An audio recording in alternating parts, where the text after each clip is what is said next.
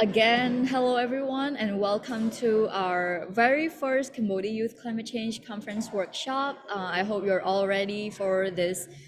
next 1 hour and a half together because I'm very excited to be introducing you all to our project. And let's get started with our agenda. First, I'm going to introduce you all to the overview of the CYCCC program and the Climate Action Project Challenge, which you're all partaking in.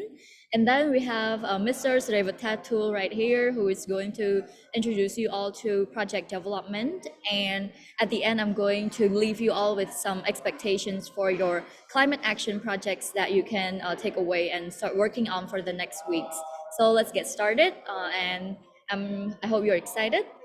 To introduce myself, my name is Angeli Rose. I'm a grade 12 student, same cohort with Bongvatay, who is your Be Empowered mentor. And I'm a person that's very passionate about working with youth on environmental projects. Like in the past, I've joined many competitions. Like one of them, for example, is STEM Project Challenge with Bongvatay, where we research on the environmental impacts of fashion industry. And I think throughout my years at Liger, like the environment and climate change really resonate to me because as a youth, I think that it's a global and urgent problem. And I think that we all should work more towards combating climate change. So, which is why my dream is to organize like this climate Cambodia Youth Climate Change Conference. Why? Because I really want to give a platform for Cambodian youth, especially for us to share our ideas and opinions and get our voice heard. Because as a fellow youth myself, although we have ideas, although we're worried, although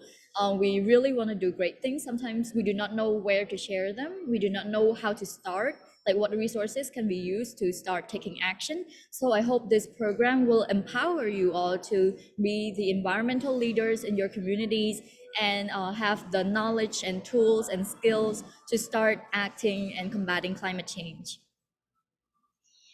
And the first objective of this program is, of course, to increase awareness on the environment and climate change. And by increasing awareness, I don't just mean like, okay, learn more about it. Of course, we're going to learn much more about this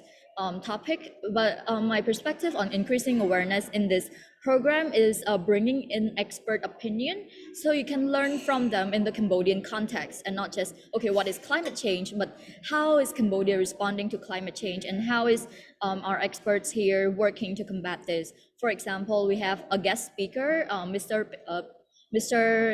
Peng San, who's working in the Impact Hub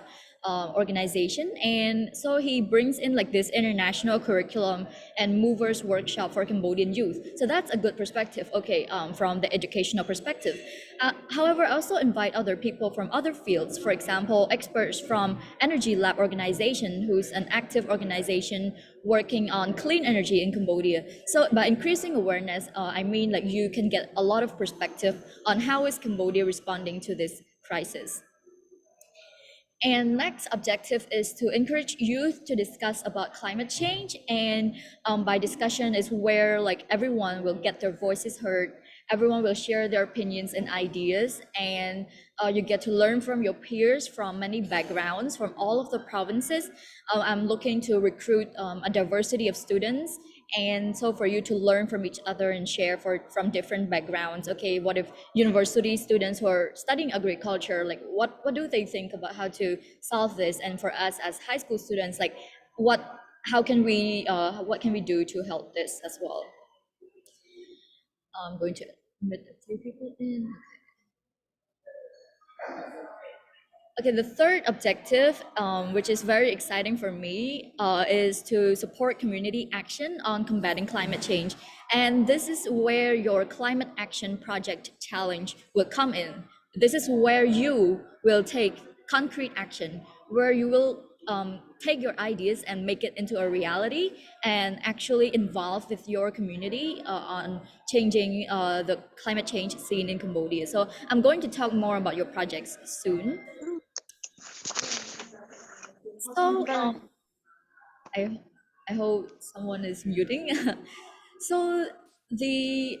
This program is looking for 100 youth from around the country to study from different panel experts and dive deep into the environmental topics. And we're looking for students from grade 9 to 12 as well as university students. So a few weeks earlier, I joined like a youth fair to recruit students for this program, and like about 80 people signed up, and a majority of them were university students. So like we have a mix of both high school and university students. So I hope the experience will be a meaningful one with like your sharing ideas from different backgrounds. Okay, so I hope you get a little bit of insight on what is CYCCC. And next, I'm going to introduce to you on our Team Climate Action Projects Challenge, or CAPC, which is the project that you all will be involved in with Mongbatay as your mentor. So this is a very exclusive challenge because only 15 people will be selected, 15 teams will be selected to work on their projects. This is a 10-week long project, and everyone should have at least 3 to 4 members, have a mentor, which yours is Bombatay, and it must fall under this theme. I'm going to talk more about the program. The, let me share you the document. Okay, this is the details on your project. So your Team Climate Action project is developed under this theme right over here, which includes food, waste, water, soil, biodiversity, oceans, forests, urban ecology, and energy. Some of them might be very familiar, but some of them, for example, urban ecology, it was very new to me when I first learned about it, but all of them are very fascinating. And the duration of this project is only 10 weeks. I'm not sure if you think that's long or neat, but for me, 10 weeks is like the perfect um, like duration because I already outlined all of the timeline for what you're doing in each week. And so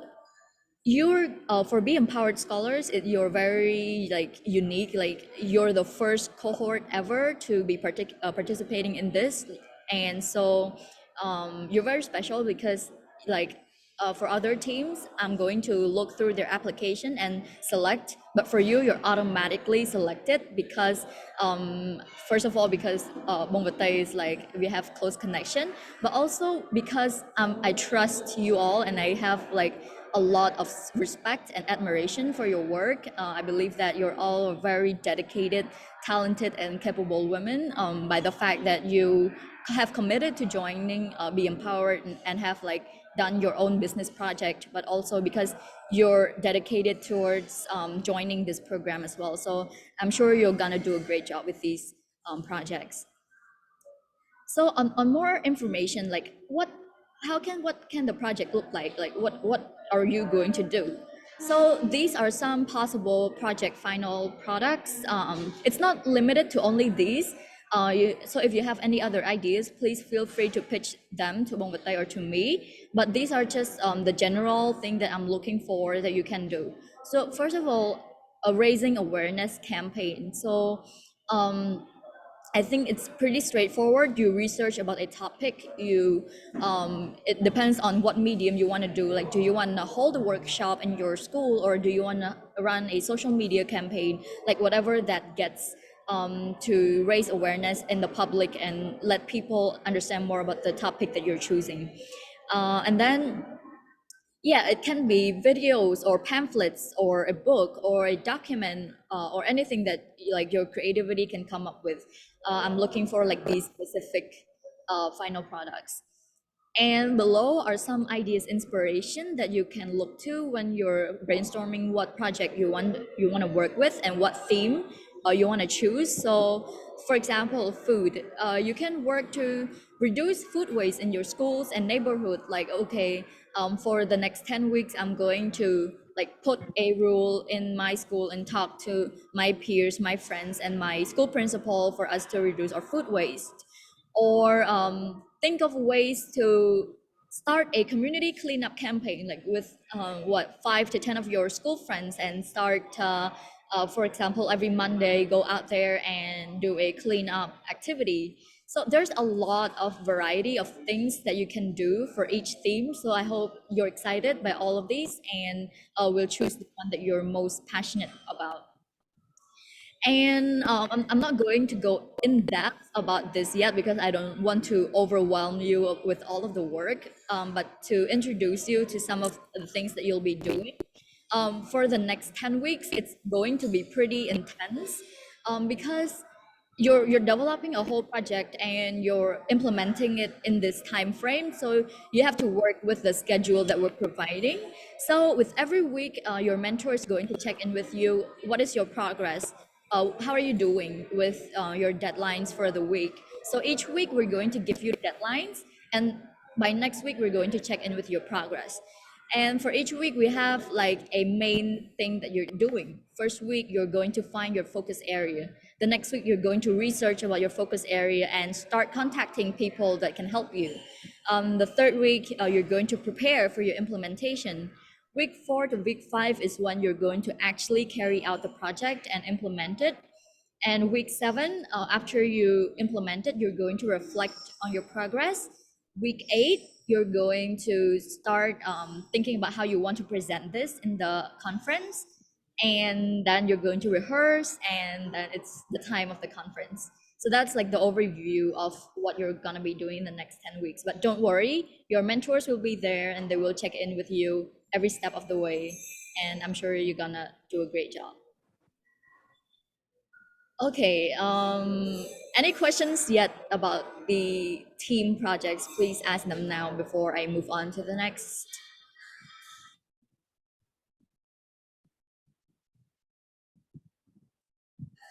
Any questions at all? Okay, if not, you can always chat to me later on, jot them down somewhere. If you want to ask me at the end, that's fine as well. Okay, I hope you understood well about our projects. So next, I'm going to go on to some more details about our program.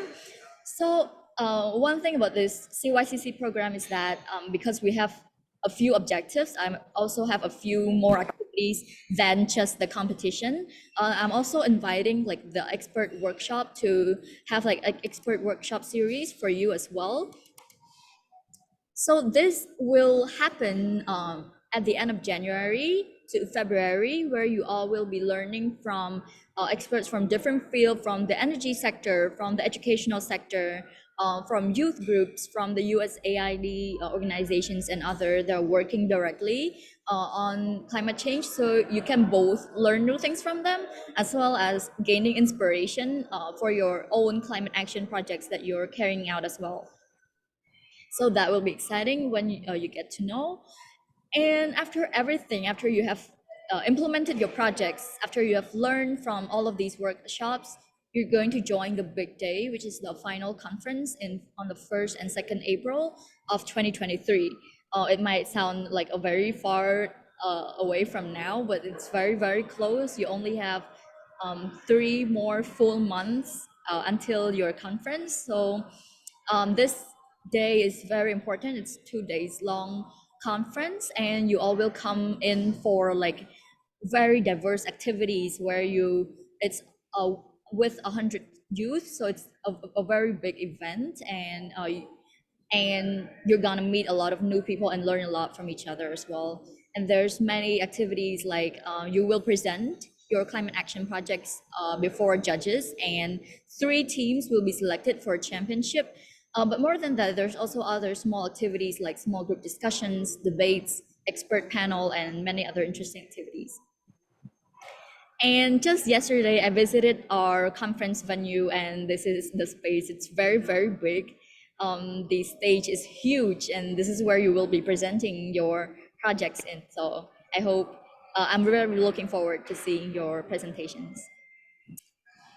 Okay, we have reached the end of our introduction,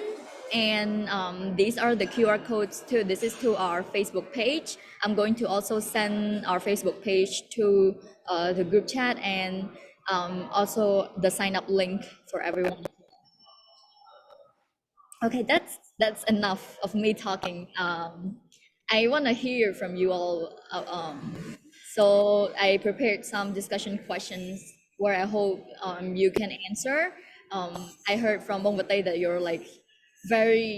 you're very good at discussing your ideas and like especially since you learn a lot about pitching and all of that. I'm sure you're a great speaker. So let's just hear from a few of you on like why did you decide to join this program and like what environmental topic that you like the most or are looking forward to learning the most when you think about climate change, some goals from the program, anyone at all.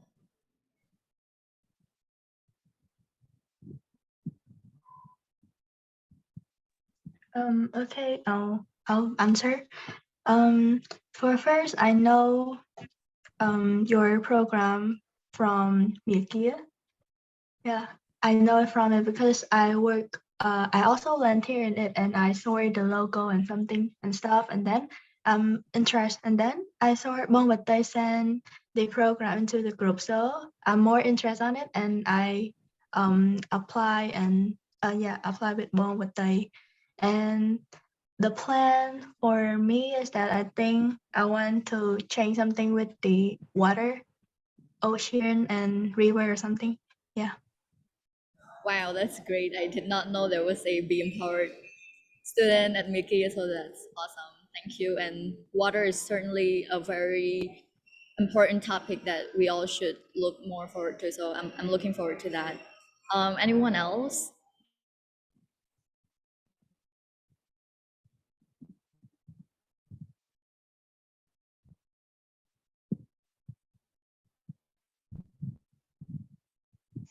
Hello, Bong. Um, I know CYCCC from Bong Matay, and I want to know more about the climate change because I love the environment. So nowadays, I see most of the people, gonna destroy our earth by throwing their trash away on the street, and I want to have like the soil cleaning because we live on the land, so most of the people live on the land, so they need to be clean and to be more healthy. And we start from ourselves, right? Yes. Thank you. Yep. As expected, like being part students, like always have ideas in their head already. So that's awesome. And the way that you just spoke about this problem, like I can really see your passion and your concern. So that's also a great characteristic to have in the CYCC program as well. So I'm very glad you decided to join this. Thank you. If no one else want to share, I'm going to stop here and introduce Bong Vatin. He's a great student from the Liger Leadership Academy. He's for his project, he's like developing all of these workshops and curriculum for Cambodian students on different soft skills. So I'm going to let him introduce himself and start with the project development workshop. So you can learn more about, okay, where to get started on your projects, how to best approach a new project. And I hope you learn a lot from him. So thank you. That's it from me and enjoy his workshop. Chili bong ban share slide bong tới Chili ai chui share bạn này. Okay.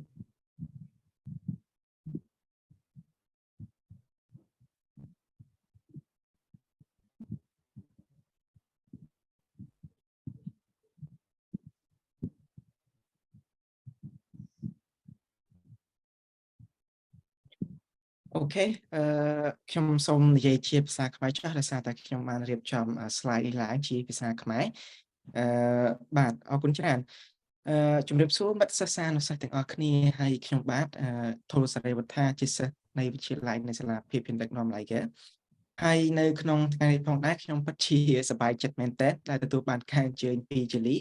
មកចូលរួមក្នុងការធ្វើចែករំលែកបន្តិចបន្តួចតាក់ទងទៅនឹង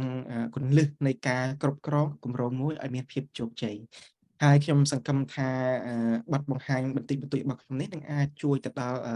មិត្តទាំងអស់គ្នានៅក្នុងការចូលរួមប្រកួតកម្មវិធី CAPC ទាំងអស់គ្នាដែលជានេះគាត់បានធ្វើបង្ហាញមុននេះបន្តិចតើឥឡូវយើងចូលទៅមើលក្នុង slide បន្ទាប់ឥឡូវនេះយើងអាចធ្វើកិច្ចពិភាក្សាបន្តិចទៅតើមិត្តទាំងអស់គ្នាអាចធ្វើការពិពណ៌នាអំពីគម្រោងមួយដែលយើងបានធ្វើឬក៏គ្រប់គ្រងបានដែរទេហើយថាតើបទពិសោធន៍របស់យើងពេលហ្នឹងគឺមានលក្ខណៈយ៉ាងណាដែរយើងមានកិច្ចលំបាកឬក៏បញ្ហានិងដំណោះស្រាយយ៉ាងណាដែរខ្ញុំអាចមានគ្នាយើងខ្លះអាចបញ្ចេញមតិបានទេ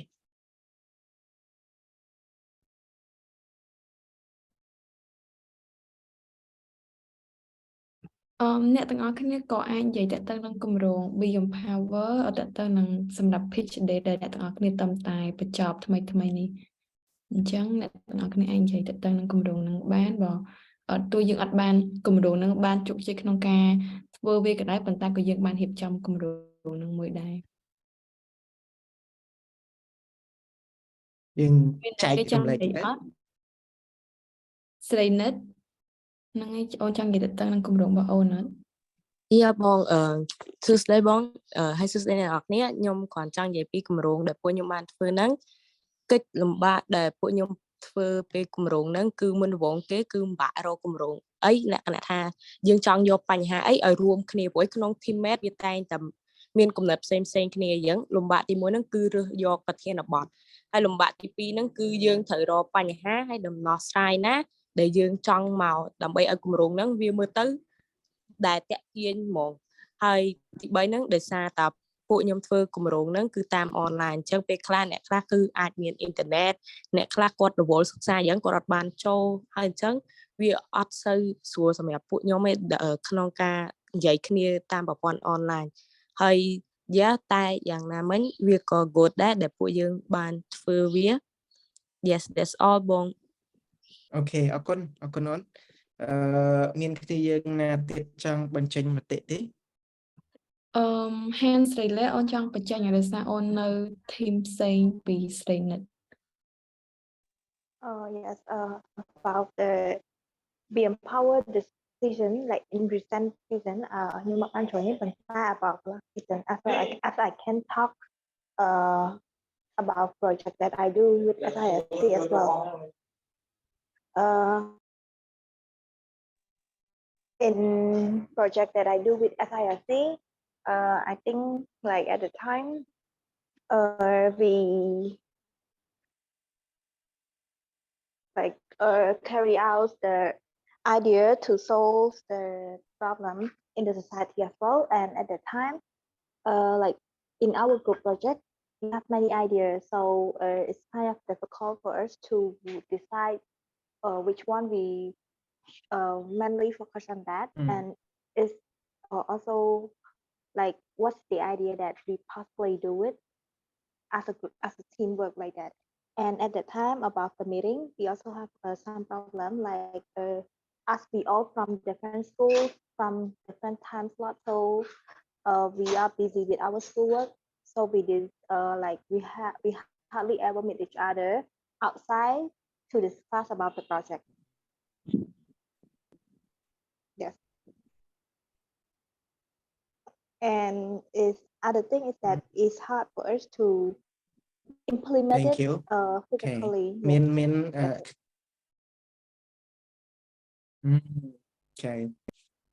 នគ្នាយើងណាម្នាក់ទៀតអត់អូខេស្រីនិត ជំរាបសួរបងអញ្ចឹងគម្រោងដែលខ្ញុំធ្លាប់ធ្វើពីមុនគឺគម្រោងទាក់ទងនឹង climate change ផងដែរគឺការ recycle plastic waste ដោយប្រមូលដោយ idea គឺប្រមូល plastic ព្រមទាំងបង្កើតជា activity មួយក្នុងការឲ្យអ្នកភូមិឬក៏បងប្អូនជាពលរដ្ឋខ្មែរហ្នឹងគាត់ទុកសម្រាមហ្នឹងប្រមូលសម្រាមឲ្យពួកខ្ញុំដោយខ្ញុំអាចបងថ្លៃគាត់បន្តិចបន្តួចសម្រាប់សម្រាមហ្នឹងហើយខាងខ្ញុំនឹងយកសម្រាមហ្នឹងមកកែច្នៃប៉ុន្តែក៏មានការជួបលំបាកដែរដោយសារ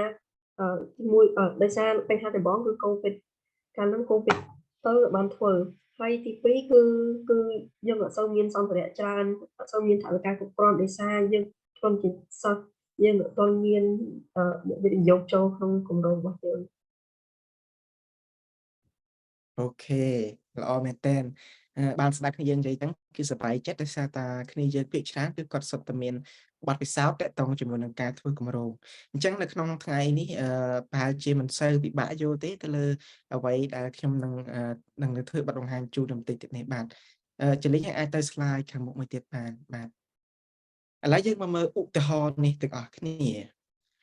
កុសលគាត់ជាសិស្សប្រុសថ្នាក់ទី9ម្នាក់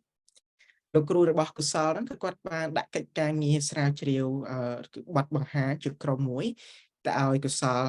ហើយតាក់ទងជាមួយនឹងការប្រវត្តិនៃតន្ត្រីខ្មែរលោកគ្រូកុសលគាត់បានសម្រេចចិត្តថាចាត់តាំងឲ្យកុសលហ្នឹងគឺជាប្រធាននៃគម្រោងហ្នឹងតែដល់ពេលទទួលបានកិច្ចការហ្នឹងហើយដល់ម៉ោងចេញទៅផ្ទះទៅពួកគាត់ក៏នាំគ្នាចេញទៅផ្ទះទៅ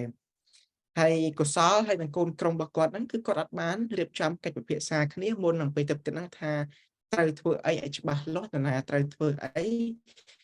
ត្រូវយកការងារហ្នឹងឲ្យហើយថ្ងៃណាទេគឺពួកគាត់ទៅផ្ទះរៀងៗខ្លួនដោយមិនមានការពិភាក្សាទៅលើអ្វីទាំងអស់និយាយឲ្យចំទៅគឺគាត់កុសលមិនបានបែងចែកការងារសមាជិកក្រុមមិនបានច្បាស់លាស់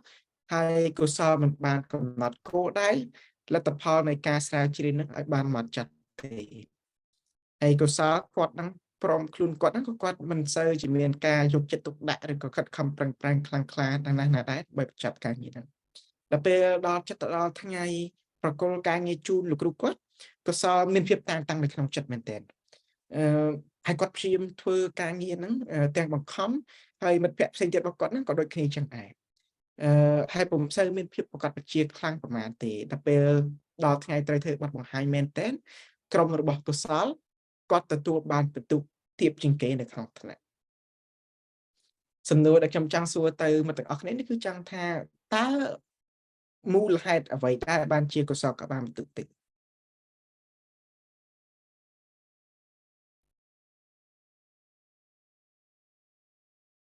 ហ្នឹងហើយបើខ្ញុំប្រកាសជាគ្នាយើងប្រកាសជាដឹង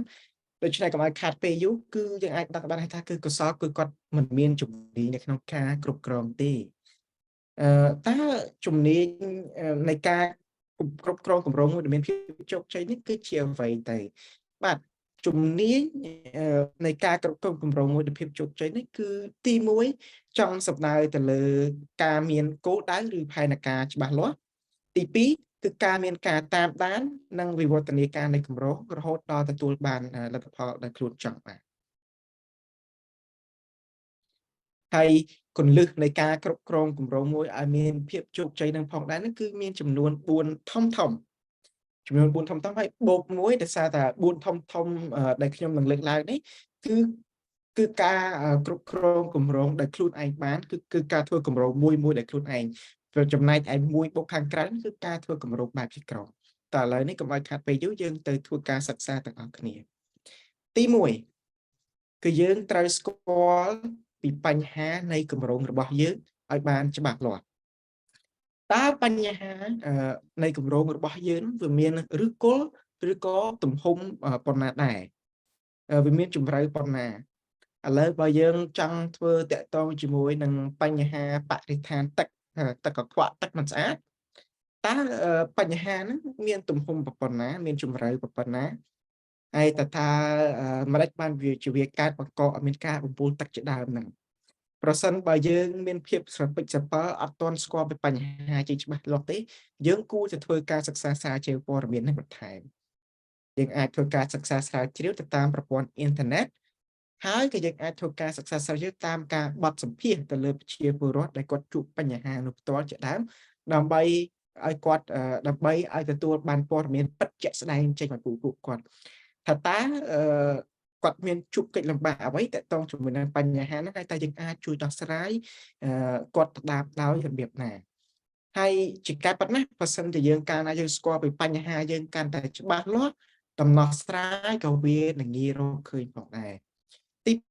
2គម្រោងរបស់យើងគឺត្រូវតែមានគោលដៅច្បាស់លាស់យើងត្រូវសួរខ្លួនឯងថាឬក៏សួរកូនក្រុមទាំងអស់គ្នាក៏បាន ថាតើគម្រោងរបស់យើងមួយតើតទៅពីបញ្ហាណាមួយគួរចាប់ដើមតូចឬធំយើងត្រូវដឹងថាមូលហេតុអ្វីបានជាយើងមានគម្រោងរបស់យើងនេះឡើងហើយគម្រោងរបស់យើងបង្កើតឡើងហ្នឹងគឺចង់បានធ្វើអ្វីប្រកបឥឡូវបើយើងគម្រោងរបស់យើងបង្កើតឡើងមកតទៅពីបញ្ហាជាមួយនឹងការបំពុលខ្យល់ថាតើគម្រោងរបស់យើងដំណោះស្រាយរបស់យើងទៅចំពោះបញ្ហាហ្នឹងគឺជាអ្វីយើងត្រូវដឹងឲ្យវាច្បាស់លាស់ហើយកំណត់គោលដៅយើងត្រូវមានបន្ទាត់ពេលវេលាថាតើពេលណាយើងត្រូវធ្វើការងារណាហើយការងារណាមានភាពចាំបាច់ជាងដែលជួយយើងដើរទៅដល់គោលដៅធំចម្បងរបស់យើងទី3គឺយើងត្រូវតែមានការតាមដានវិវឌ្ឍនាការនៃគម្រោងរបស់យើងតើគម្រោងរបស់យើងនេះគឺមានដំណើរការជិតដល់គោលដៅធំចម្បងរបស់យើងហើយឬនៅទៅតាមគោលដៅដែលបានកំណត់មកហើយបើបានប្រមាណភាគរយហើយយើងធ្វើមិនដេចបានយើងជិតដល់គោលដៅយើងមានអ្វីមកកំណត់យើងមានបញ្ជីមកបញ្ជាក់ឬក៏មានកំណត់ហេតុឬក៏មានជា Google Doc ឬក៏មាន Google Sheet ទៅលើអ្វីដែលយើងបានធ្វើយើងមានអីចំណូតបានអីចឹងគឺយើងត្រូវមានទាំងអស់ដើម្បីជួយដាស់តឿនយើងដើម្បីឲ្យធ្វើការងារទាំងអស់ហ្នឹងដើម្បីបញ្ចប់គឺយើងធ្វើការតាមដានវិវឌ្ឍនាការរបស់យើងថាយើងដើរទៅដល់ណាហើយការដែលមានអ្វីមកបញ្ជាក់ថាតើគម្រោងរបស់យើងបានដើរដល់ណាដើរដល់ជំហានណាចាប់ផ្ដើមពាក់កណ្ដាលផ្លូវឬក៏បញ្ចប់គឺជំរុញឲ្យយើងធ្វើការងារទាំងអស់នោះបន្ថែមបើសិនបើយើងតែចាប់ផ្ដើមវាអាចជួយជំរុញឲ្យយើងធ្វើឲ្យវាកាន់តែលឿនកាន់តែឆាប់ហើយក៏វាលើកទឹកចិត្តឲ្យយើងធ្វើឲ្យទាន់ពេលវេលាផងដែរប្រសិនបើយើងគៀកដល់ថ្ងៃមែនតើហើយទី4គឺយើងត្រូវតែមានភាពបត់បែនជាការប៉ັດណាអ្វីទាំងអស់គឺសុទ្ធតែមានឧបសគ្គហើយគ្នាយើងមុនហ្នឹងគឺបានលើកឡើងមកដូចគ្នាគឺសុទ្ធតែមានឧបសគ្គទាំងអស់ហើយនៅក្នុងដំណើរការគម្រោងរបស់យើងហ្នឹងប្រកាសជាមានបញ្ហាណាមួយនឹងអាចកើតឡើងអាចថាមុនពេលចាប់ផ្ដើមកំឡុងពេលចាប់ផ្ដើមកំឡុងពេលធ្វើឬក៏នៅពេលជិតចុងបញ្ចប់ដូច្នេះប្រសិនបើមានបញ្ហាយើងគប្បីរកផ្លូវណាមួយដើម្បីដោះស្រាយទៅលើបញ្ហាទាំងអស់នោះបើយើងមានបញ្ហាហើយយើងនៅតែតឹងទឹកនៅតែធ្វើទៅលើការងារទាំងអស់នោះដោយមិនព្រមរកផ្លូវផ្សេងការងាររបស់យើងគឺនឹងមិនអាចទៅដល់គោលដៅ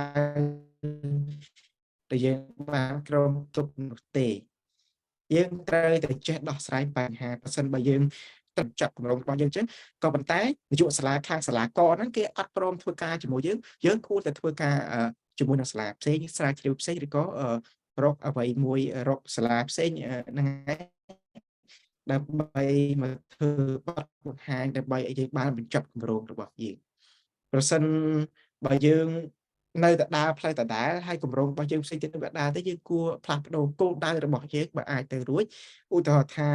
គម្រោងរបស់យើងចង់កាត់បន្ថយការប្រើប្រាស់ផ្លាស្ទិកនៅក្នុងសហគមន៍យើងក៏ប៉ុន្តែ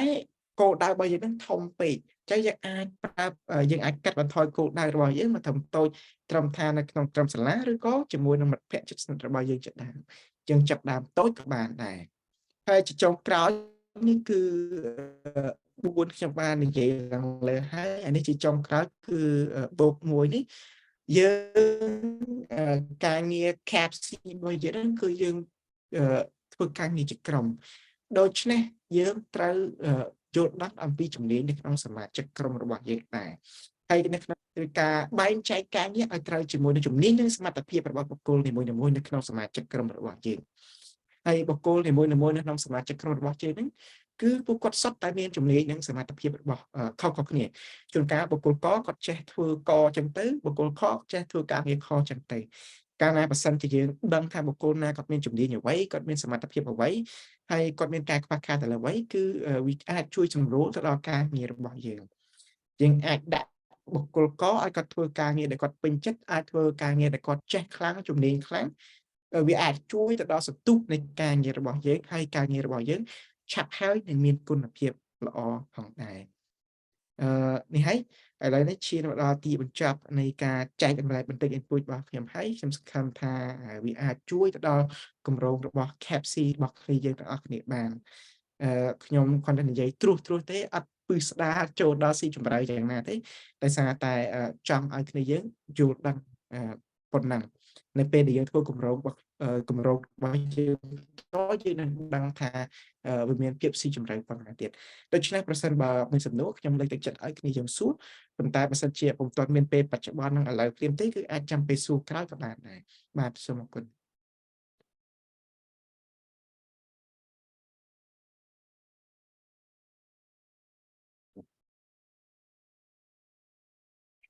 មានសំណួរអីឬក៏ចង់ឲ្យ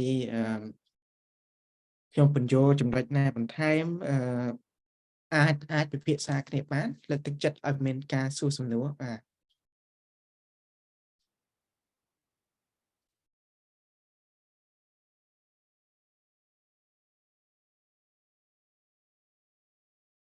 អូខេមើលទៅគ្នាយើងបានយល់ច្បាស់ហើយក៏ដូចជាអត់មានអ្នកគេមានសំណួរបន្ថែមដែរអញ្ចឹងអរគុណច្រើនបងវិធានដែលបានចែករំលែកចំណេះដឹងនិងបទពិសោធន៍ទៅតាមពីការគ្រប់គ្រងគម្រោងដោយសារតែចំណុចទាំងអស់មុនហ្នឹងគឺសំខាន់មែនតើរាល់ចំណុចដែលបងបាននិយាយមកគឺវាជួយឲ្យការងាររបស់យើងទៅរលូនហើយការងាររបស់យើងហ្នឹងក៏មានគុណភាពដូចតែបងបាននិយាយដែរអញ្ចឹងបើសិនជាគ្នាយើងអត់មានសំណួរទេខ្ញុំសូម share screen តិចទៀតដើម្បីជា reflection មិញហ្នឹងគាត់និយាយមកគឺវាត្រូវមួយគម្រោងដែលខ្ញុំបានដាក់សម្រាប់អាទិត្យនីមួយៗដូចជាគាត់និយាយថាមុនដំបូងយើងត្រូវដឹងថាគំនិតអ្វីដែលយើងមានអញ្ចឹងអាហ្នឹងនៅក្នុងអាទិត្យទី1គឺយើងនឹងធ្វើការជាមួយក្រុមរបស់យើងនៅក្នុងការរកទាំងគំនិតផងហើយក៏ចែករំលែកតួនាទី roles ក៏ដូចជា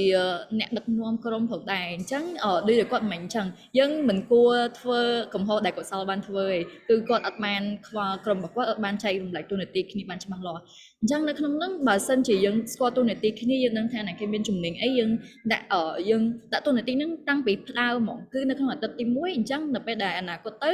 គាត់មានតួនាទីផ្នែកហ្នឹងគឺគាត់ជាអ្នកទទួលខុសត្រូវចំពោះការងាររបស់គាត់នៅក្នុងផ្នែកហ្នឹងហើយជាពិសេសហ្នឹងបើតាមបទពិសោធន៍ខ្ញុំផ្ទាល់ឬក៏គំនិតរបស់ខ្ញុំផ្ទាល់គឺខ្ញុំគិតថាក្រុមមួយដែលខ្លាំងគឺនៅពេលដែលយើងដឹងថានរណាគេជាអ្នកដឹកនាំហើយអ្នកដឹកនាំហ្នឹងមិនមែនមានន័យថាជា boss ជាអ្នកដែលគាត់ខ្លាំងជាងគេឬក៏ធំជាងគេអ្នកដឹកនាំហ្នឹងគឺគាត់គឺជាម្នាក់ដែលគាត់មានទស្សនវិស័យសម្រាប់ក្រុមទៅថ្ងៃអនាគតគឺគាត់មានគំនិតគាត់មានឆន្ទៈក្នុងការជួយ motivate ជួយលើកទឹកចិត្តឲ្យគ្នាយើងនៅតែប្រឹងប្រែងធ្វើការក៏ដូចជាដាក់គោលដៅកំណត់គោលដៅឲ្យក្រុមនីមួយៗអញ្ចឹងបើសិនជាយើងមានអ្នកដឹកនាំច្បាស់លាស់អាហ្នឹងក្រុមរបស់យើងក៏ងាយស្រួលក្នុងការធ្វើការផងដែរហើយមួយទៀតគាត់និយាយអំពីការស្រាវជ្រាវទៅដល់ការយល់ដឹងឲ្យបានច្បាស់ពីបញ្ហាអញ្ចឹងអាហ្នឹងគឺនៅក្នុងអាទិត្យទី2របស់យើងហើយគឺយើងចាប់ផ្ដើម research ស្រាវជ្រាវហើយនៅក្នុងការស្រាវជ្រាវហ្នឹងយើងក៏ព្យាយាមរកថាតើណាគេដូចជាភាគីណាដូចជាសាលាយើងឬក៏អ្នកមកពីអង្គការណាមួយមិត្តភ័ក្តិណាមួយដែលគាត់បានធ្វើការលើនេះហើយដែលយើងអាចទំនាក់ទំនងទៅគាត់បានដើម្បីឲ្យគាត់ជួយឬក៏ធ្វើជា partner ដើម្បីគាត់ជួយសហការក្នុងជាមួយនឹងយើងដោយសារតាមបទពិសោធន៍ខ្ញុំខ្លួនឯងផ្ទាល់ដែរក្នុងការធ្វើគម្រោងមួយគឺតែងតែមានភាគីជាច្រើនហើយបើសិនជាយើងមានដៃគូរត់តែច្រើនអាហ្នឹងមិនមែនរត់តែច្រើនទៅល្អពេលខ្លះដៃគូតិចប៉ុន្តែបើសិនជាគាត់មានឆន្ទៈក្នុងការជួយយើងខ្លាំងអាហ្នឹងក៏ល្អដែរអញ្ចឹងនៅក្នុងការរកភាគីហ្នឹងគឺនៅក្នុងអាទិត្យទី2តបមកទៀតយើងបន្ទាប់ពីយើងរៀបចំអីហើយយើងចាប់ផ្ដើមធ្វើសកម្មភាពម្ដងនៅក្នុងអាទិត្យទី4ទៅអាទិត្យទី6ហ្នឹងនៅក្នុងពេលហ្នឹងគឺអ្វីដែលបងគាត់ថាបាននិយាយតាក់ទងពីការមើលថាអូខេថាយើងដើរដល់ណាហើយ progress របស់យើងដឹងពីគោលដៅរបស់យើងអត់យើងដឹងថានៅក្នុងពេលហ្នឹងយើងមានគោលដៅអីហើយបានប៉ុន្មានភាគរយហើយដើម្បីដើរទៅមុខទៀតហើយបន្ទាប់មកទៀតគឺយើងនឹងចប់ហើយយើង reflect ហើយយើងចាប់ផ្ដើមរៀបចំការធ្វើបទបង្ហាញហ្នឹងបើសិនជាយើងអាចដើរតាមជំហានមួយដែលយើងបានដាក់នៅក្នុងអាទិត្យនីមួយៗហ្នឹងខ្ញុំគិតថាគម្រោងរបស់យើងនឹងអាចដើរទៅបានរលូនប៉ុន្តែដូចគ្នាអញ្ចឹងឧបសគ្គតែងតែមានហើយការបត់បែនគឺសំខាន់មែនតើហើយបើសិនជាយើងមានការបត់បែនមិនមែនមានន័យថាយើងចុះចាញ់ទេឬក៏បើសិនជាមានឧបសគ្គមួយមិនមែនមានន័យថាគម្រោងរបស់យើងគំនិតយើងអត់ល្អទេគ្រាន់តែវាជារឿងធម្មតាវាជារឿងធម្មជាតិហើយតាមពិតខ្ញុំក្នុងចិត្តខ្លួនឯងផ្ទាល់គឺចង់ឃើញនៅឧបសគ្គនៅក្នុងគម្រោងអ្នកទាំងអស់គ្នាអញ្ចឹងនៅពេលដែលយើងបានឆ្លងកាត់នោះហើយយើង reflect មកវិញថាឧបសគ្គអីខ្លះដែលយើងបានជួបហើយយើងកត់ទុកនៅឧបសគ្គហ្នឹងដាក់ចូលទៅក្នុង presentation អាហ្នឹងបើក្នុងគំនិតខ្ញុំក៏ល្អដែរដោយសារតែខាង judges ខាងដែលគាត់ ដាក់បន្ទុកហ្នឹងបើសិនជាគាត់ឃើញថាមិនមែនត្រឹមតែ success របស់យើងមិនមែនត្រឹមតែការជោគជ័យរបស់យើងទេបើសិនជាយើងបង្ហាញគាត់ថាអំពីឧបសគ្គរបស់យើងហើយថាតើយើងយកឈ្នះវាមិនអាហ្នឹងក៏ជា strength មួយដែលធ្វើឲ្យក្រុមរបស់យើងលេចធ្លោបានដែរថាតើយើងអាចយកឈ្នះឧបសគ្គដែលយើងបានជួបមិនខ្លះអញ្ចឹងមិនមែនត្រឹមតែភាពជោគជ័យបានសំខាន់ក្នុងការដាក់ក្នុងបទបង្ហាញទេឧបសគ្គរបស់យើងក៏សំខាន់ក្នុងការដាក់នៅក្នុងបទបង្ហាញដូចគ្នាអញ្ចឹងនេះហើយខ្ញុំនៅថ្ងៃនេះគឺយើងមានប៉ុណ្ណឹងគឺយើងបានណែនាំអ្នកនរគ្នាអំពីព័ត៌មានពី CYCCC អំពីគម្រោងនៅក្នុងការប្រកួត CAPC Climate Action Project Challenge ហើយដើម្បីឲ្យអ្នកនរគ្នាកាន់តែរំភើបទៅមុខទៀតគឺនៅពេលដែលយើងធ្វើបទបង្ហាញហ្នឹងគឺចំនួន3ក្រុមនឹងទទួលបានជ័យលាភីនៅក្នុងនោះយើងនឹងទទួលបានមេដាយនិងប័ណ្ណសរសើរក៏ប៉ុន្តែរាល់គ្នាអ្នករាល់គ្នាដែលចូលរួមទាំងអស់នឹងសុទ្ធតែទទួលបានប័ណ្ណសរសើរទាំងអស់គ្នាអញ្ចឹងយើងសង្ឃឹមថាអ្នកនរគ្នានឹងទទួលបានបទពិសោធន៍និងចំណេះដឹងច្រើនពីសកម្មភាពទាំងអស់ដែលយើងនឹងធ្វើជាមួយគ្នាតាក់ទងពីសិក្ខាសាលានៅក្នុងចុងខែ1ទៅចុងខែ2ក៏ដូចជានៅក្នុងថ្ងៃកិច្ចប្រជុំរបស់យើងផ្ទាល់នៅថ្ងៃ1ខែថ្ងៃ2នៃខែមេសាផងដែរអញ្ចឹងនេះយើងចូលមកដាក់កាន់ទីបញ្ចប់របស់យើងហើយសង្ឃឹមថាថ្ងៃនេះយើងទទួលបានច្រើនចំណេះដឹងនិងបទពិសោធន៍ហើយក៏សង្ឃឹមថាអ្នកនរគ្នា ready ក្នុងការចាប់ផ្ដើមគម្រោងរបស់ខ្លួនឯងជាមួយនឹងបងវតីអញ្ចឹងបន្ទាប់ពីនេះខ្ញុំនឹងផ្ញើ link ក្នុងការ register មាន2មួយ register សម្រាប់ខ្លួនឯងក្នុងការចូលជាអ្នកចូលរួមមួយទៀតមានម្នាក់ក្នុងមួយក្រុមក្នុងការ register ជាក្រុមក្នុងការប្រកួតបន្ទាប់មកហើយខ្ញុំនឹងផ្ញើ timeline នឹងផ្ញើការងារទាំងអស់ទៅកាន់បងវតីក៏ដូចជាអ្នកនរគ្នាហើយយើងនឹងចាប់ផ្ដើមធ្វើគម្រោងនៅពេលឆាប់ៗនេះអូខេខ្ញុំសប្បាយចិត្តដែលយើងបានចំណាយពេលវេលាមួយគ្នានៅថ្ងៃនេះហើយឃើញអ្នកនរគ្នាមកចូលរួមទាំងអស់គ្នាអញ្ចឹងអរគុណមែនតើអ្នកបានចូលរួមបើសិនជាមានសំណួរអាចសួរឥឡូវនេះក៏បានឬក៏ឆាតមកពួកខ្ញុំបន្ទាប់ទៀតក៏បានដែរអរគុណមានអ្នកគេមានសំណួរអីមានមតិយោបល់ចាបងស្រី មានបងអត់កំសត់ប្រែ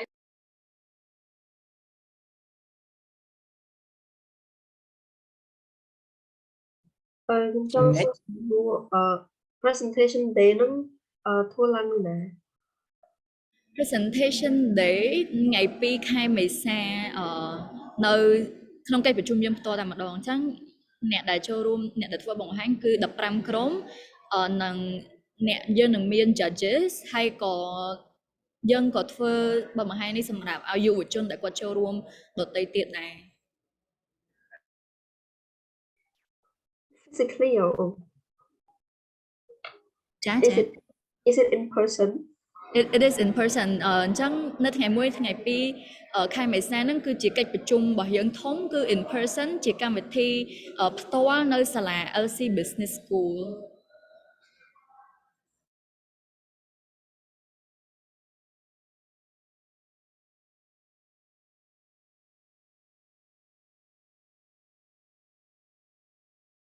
មានគេមានសំណួរឬក៏មតិយោបល់អីផ្សេងទៀតដែរទេ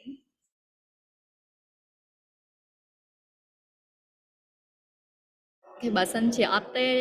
ម្ដងទៀតអរគុណអ្នកនរគ្នាដែលបានចំណាយពេលវេលាចូលរួមហើយខ្ញុំពិតជារំភើបនិងសប្បាយចិត្ត excited to see like all of the projects ដែលអ្នកនរគ្នាធ្វើដោយសារគ្រាន់តែនិយាយគ្នាមិញហ្នឹងគឺដឹងថាមានគំនិតច្រើនហើយOkay thank you goodbye and have a great day yeah nice to meet you all bye bye bye